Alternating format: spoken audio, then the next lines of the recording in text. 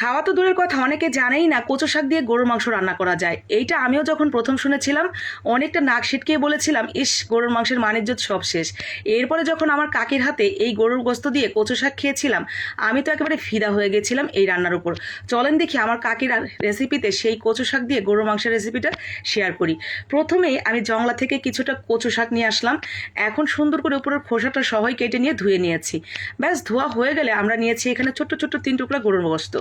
এরপরে লবণ হলুদ এবং মরিচ দিয়ে সুন্দর করে মেখে নিয়ে এটাকে ভেজে নেব সুন্দর করে। ভাজা ভাজা হয়ে গেলে নামিয়ে রেখে দিলাম, ঠান্ডা হতে থাক। কচু শাকের সাথে পেঁয়াজ এবং মরিচ লবণ দিয়ে সিদ্ধ করতে বসিয়ে দিলাম। সেই ভাজা মাংসটা কুচি কুচি করে কেটে নিয়েছে, এদিকে আমার শাকটাও সিদ্ধ হয়ে গেছে। এখন তেলের উপরে পেঁয়াজ, রসুন, শুকনো মরিচ এবং আদা রসুন জিরা বাটা, হলুদের গুঁড়া, মরিচের গুঁড়া, ধনিয়ার গুঁড়া দিয়ে মশলাটা কষিয়ে নিয়ে সেই মাংসটা দিয়ে ভালো করে রান্না করে শাকটা দিয়ে নেড়ে চেড়ে নামিয়ে নিলাম।